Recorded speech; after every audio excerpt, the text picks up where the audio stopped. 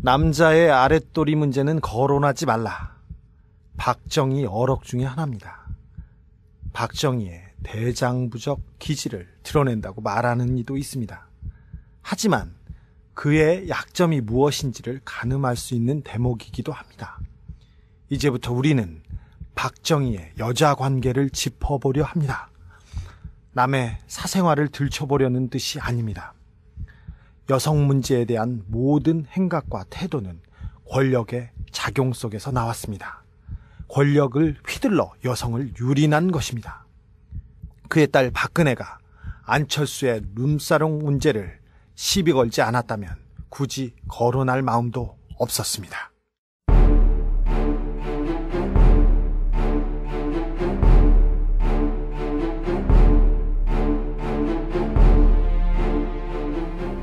주진우의 현대사 제8화 각하의 그때 그 여자들.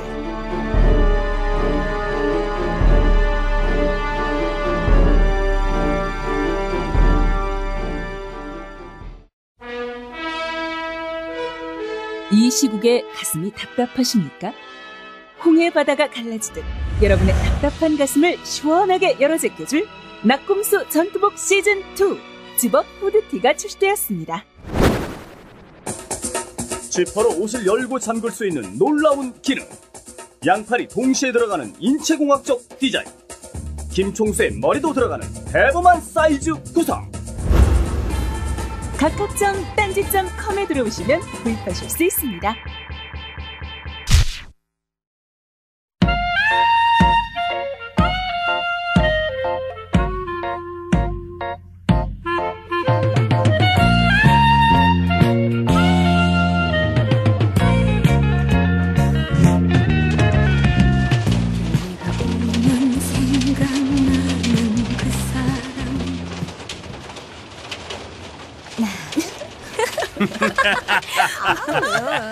니들 말이야, 오늘 이분들 잘 모셔야 한다. 그럼요. 우리 VIP니까.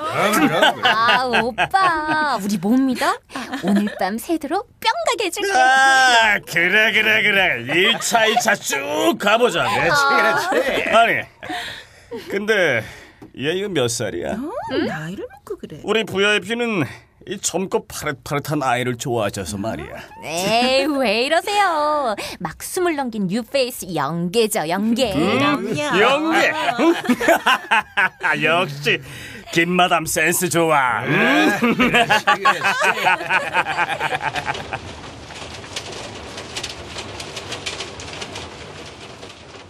대한민국에서 룸살롱이란 아주 특별한 존재다.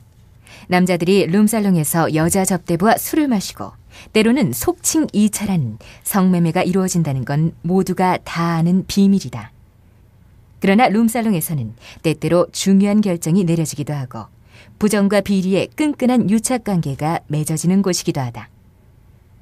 최근에는 유력한 대통령 후보로 꼽히는 안철수 씨가 룸살롱에 드나들었다는 의혹으로 곤욕을 치렀다.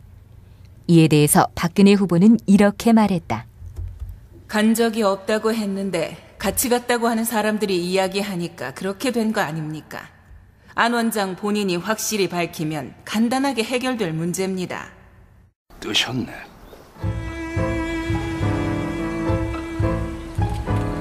그렇다면 박근혜 후보는 이분의 룸살롱 출입에 대해서는 어떻게 생각하실까? 아니다. 이분은 룸살롱에 출입한 게 아니라 아예 룸살롱을 만들었다. 그것도 국민의 세금으로 말이다.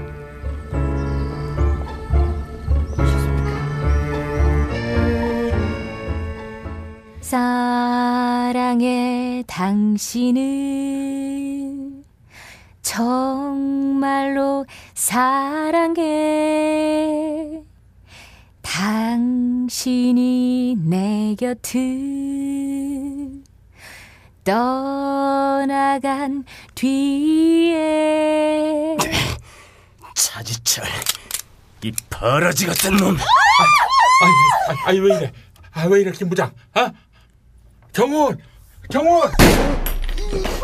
야, 이게 무슨 짓들이야? 카카, 정치를 좀 대국적으로 하십시오. 야, 김부장!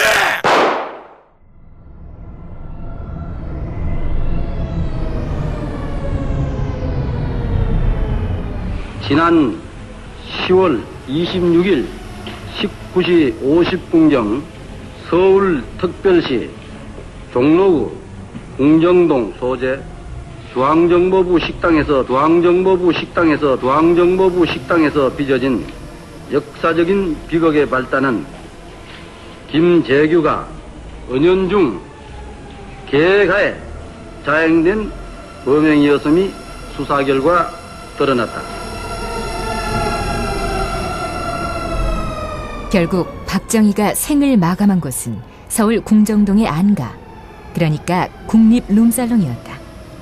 그리고 가족들의 품이 아닌 룸살롱에 있었던 여인들의 품에 안겨서 눈을 감았다. 그리고 1979년 12월 11일 군법회의 제1심 4회 공판정. 변호인, 신문하십시오.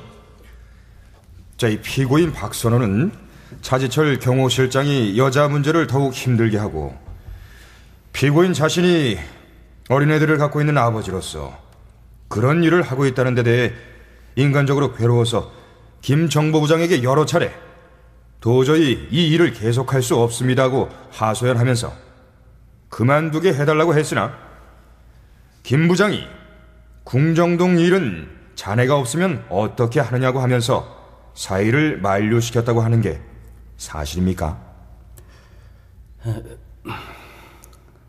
제가 근무하기를 몇 번 꺼렸습니다. 그래서 부장님에게 계속하기 어렵다는 여러 가지 사유를 몇 번 올린 바가 있습니다. 결국 정보부장님이 자네가 없으면 어떻게 하느냐고 또 그렇게 해서 할 수 없이. 예, 저를 신임하셔 자꾸만 계속적인 근무를 원하셨습니다. 당시 박정희 씨의 사건의 변호를 맡은 강신옥 변호사는 중앙정보부 의전과장이었던 박선호에 대한 신문 과정에서 박정희의 여자 문제를 최초로 들고 나왔다. 다음은 박선호의 증언을 바탕으로 한 정인영 청와대 경호처장과 박선호의 대화다. 아주 박 과장, 있잖아, 그 지난번에 자네가 데려온 여자들 말일세. 실장님이 얼굴이 정 차장, 나 더 이상 일 못하겠어. 아니, 왜 그래 박 과장? 차지철 실장 그 사람 너무 아는 거 아니야? 말로는 돈은 얼마든지 주더라도 좋은 여자를 구해달라고 하면서 실제로는 돈 한 푼 준 적이 없지 않냔 말이야. 아, 그리고 말은 뭐가 그리 많아. 미인이 아니다, 품위가 떨어진다. 나 못하겠으니까 앞으로는 정 차장 당신이 골라. 아, 그건 안 돼. 청와대에서 고르는 걸 국민들이 알면 큰일 나지 않겠는가? 그러면 골라놓은 사람들 보고 좋든 싫든 말이나 말아야 할 것 아닌가 말이야. 안 그래, 정 차장? 박선우는 당시 박정희의 술자리에 동석하는 여자를 조달하는 일을 맡았다. 그리고 차지철은 여자에 대한 평가를 정인영 처장을 통해서 전달했다. 그러던 중 참다 못한 박선우가 반발했다. 마치 국립 룸살롱의 관리자처럼 전락해가는 자신의 처지가 수치스러웠던 것이다. 이 일이 있고 나서 차지철의 잔소리는 줄어들었다고 한다. 이런 박정희의 여자 문제는 이미 오래전부터 공공연한 비밀이었다.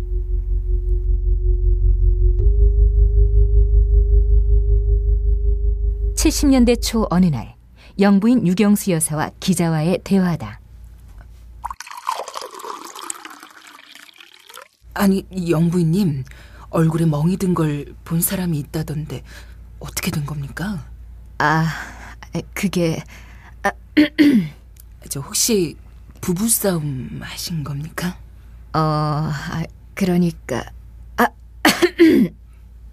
동아일보 기자를 지낸 김충식 씨는 자신의 책 남산의 부장들에서 박정희의 여성 편력을 사나이 세계에서 관능의 발사는 죄가 되지 않는다는 일본적인 섹스관이었다고 지적합니다. 중견 방송작가 김교식 씨는 다큐멘터리 박정희라는 책에서 박정희는 자신의 뿌리 깊은 열등의식을 해소하는 방법으로 여자에 대한 철저한 유린과 정복을 동원했다며 말년에 특히 젊은 여자를 선호했던 것도 노쇠 현상에서 오는 열등감을 해소하려는 하나의 방편이었다고 분석했습니다. 당시 박정희에게 여자를 조달하는 일은 경호실장 박종규가 맡고 있었다. 박종규는 군에서부터 상관의 심기를 불편하게 하면 절대 안 된다는 생각을 가지고 있었다. 그래서 대통령의 심기를 관리하기 위해서 여자까지도 조달했다. 유경수 여사는 그런 박종규를 어떻게든 몰아내고 싶어 했다. 그래서 청와대 사정담당 수석비서관 홍종철을 찾아가서 눈물을 흘리면서 말했다. 내가 박정규 이 사람을 더 이상은 각하 곁에 놓아둘 수 없습니다. 무슨 방법이 없을까요? 홍종철은 극비리에 박정규의 뒤를 캐기 시작했다. 그러나 이 사실이 박정규에게 알려지자 흥분한 박정규는 엽총을 들고 홍종철의 방으로 쳐들어갔다. 야, 이 홍종철이 이 새끼야! 네가 내 뒷조사를 하고 다녀! 박종규가 쏜 엽총은 홍종철의 머리 위 천장에 맞고 튀었다. 그러나 이 사고에 대해서는 아무런 문책도 없었다. 박종규는 박정희의 분신이었기 때문이다. 이 사건 이후 청와대에서 대통령 술자리와 여자를 관리하는 일을 맡는다는 사실이 외부로 새나가면 안 된다고 생각한 박종규는 이 일을 중앙정보부로 떠넘겼다. 그리고 중앙정보부 의전과장이 이른바 채웅사 일까지 떠맡게 된 것이다. 다시 박정희 시해 사건에 대한 군법회의장으로 가보자. 피고인 박선호는 1978년 8월 11일에 의전과장이 되어서 1979년 10월 27일 면직될 때까지 하루도 출근하지 않은 날이 없었다는데 그렇습니까? 예. 출근하지 않은 날이 없다는 말에 추석이나 정초 휴일까지 포함되지요? 그렇습니다. 휴일을 포함해서 하루도 결근을 하지 않고 계속 출근했다는 말이지요? 예. 부장님이 언제 어떤 지시를 내릴지도 모르고 그래서 제가 매일 나갔습니다. 영화 그때 그 사람들에서 박선호 역할을 맡은 한석규 씨 대사. 내가 낯살이나 처먹어가지고 내가 언제까지 이러고 살아야 되냐 내가 진짜.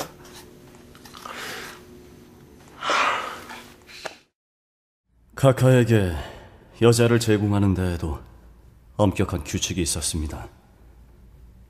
첫째로 단독 후보는 안 되며 반드시 복수로 불러야 합니다. 선택의 폭을 보장하기 위해서였죠. 둘째로 결코 동일인을 2번 이상 들이지 않습니다. 괜히 각하와 인연이 깊어지면 안 되기 때문입니다.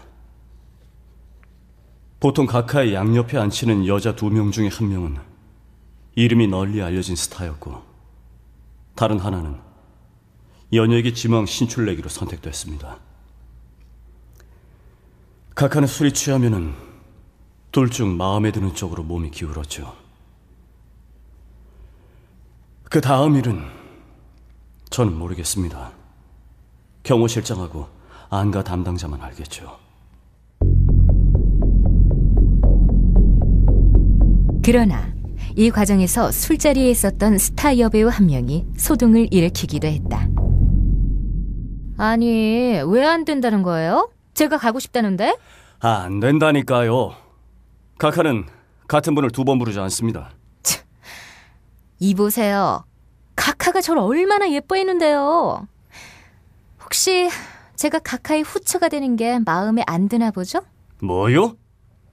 그 말 같지도 않는 소리 하지 말고 정신 차려요. 이 사람이 정말. 그리고 며칠 후. 누구십니까? 지난번에 우리 아이한테 아주 무례한 짓을 하셨더군요. 아니, 무례한 짓이라니. 그리고 우리 아이는 또 누굽니까? 이봐요. 각하께서 우리 아이를 좋아하는데 당신들이 중간에서 멋대로 가로막아도 되는 겁니까? 다시 영화 그때 그 사람들의 한 장면. 한없이 계속 온몸을.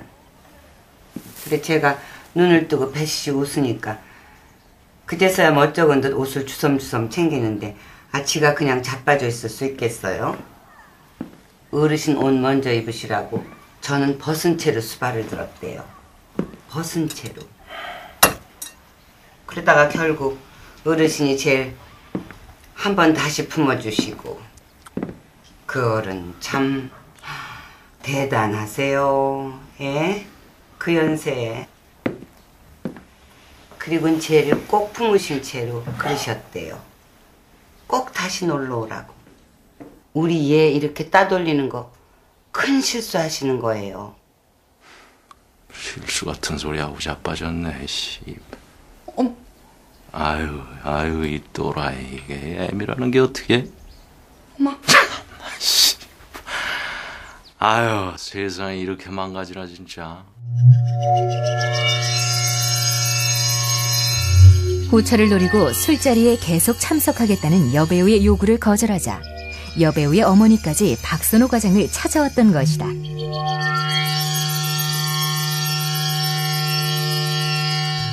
박정희의 정보 담당관을 지낸 최세연은 박정희의 여성관에 영향을 준 것은 기본적으로 봉건적 가부장제다.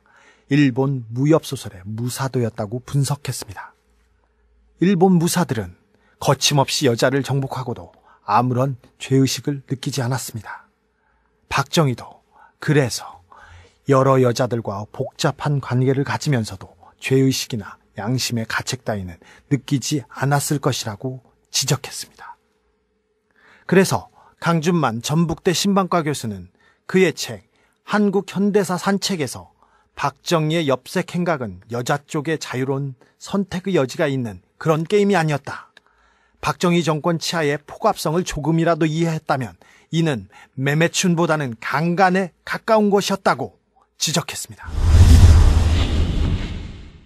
다시 군법회의로 들어가서 박선호의 최후 진술 일부를 들어보자.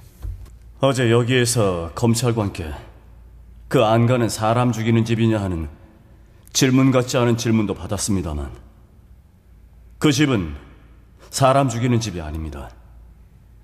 그와 같은 건물은 대여섯 개가 있는데 이것은 각하만이 전용으로 사용하시는 건물로서 피고인 범죄에 관계되는 사항만 진술하세요.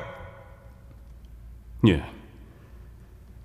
그래서 이것을 제가 발표하면 서울 시민이 깜짝 놀랄 것이고 여기에는 수십 명의 인류 연예인들이 다 관련되어 있습니다.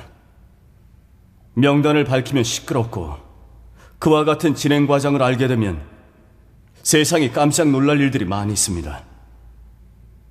평균 한 달에 각하가 10번씩 나오는데 이것을... 여보세요. 범죄 사실에 관한 내용만 진술하라고 했는데 왜 이렇게 말을 안 들어요? 예. 그래서 제가 1년 연중 하루도 쉬지 않고 열심히 근무했고 상관의 명령은 충실히 이행했다는 것을 이 자리에서 말씀드립니다. 결국 박선호는 김재규와 함께 1980년 5월 24일 형장의 이슬로 사라졌다.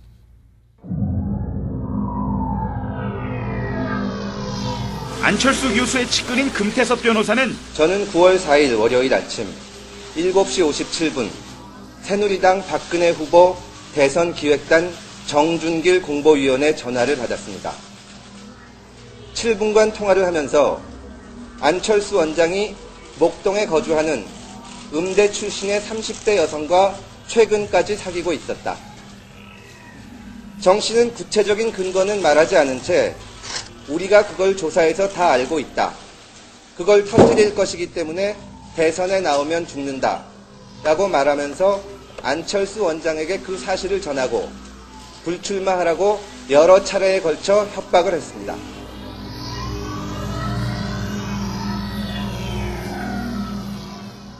여러 기록과 증언을 살펴본 뒤 박정희가 남자 허리 아래 일을 눈 감으라고 했다는 말의 의미를 음미해 봅니다. 남에 대한 배려인지 아니면 자신의 치부를 감추려 했던 뜻인지 솔직히 분간하기 어렵습니다. 그로부터 30년이 지났습니다. 아직도 이 땅에는 노골적인 성희롱을 실수로 덮어주고 성추행과 성상납은 작은 오점 정도로 치부하는 당이 있습니다. 그런데 이들은 안철수 사생활에 집착하다시피 관심을 쏟습니다. 그 당의 대통령 후보는 박정희의 딸 박근혜입니다. 혹시 내가 하면 로맨스, 남이 하면 불륜이라는 말을 한 사람이 박근혜인가요?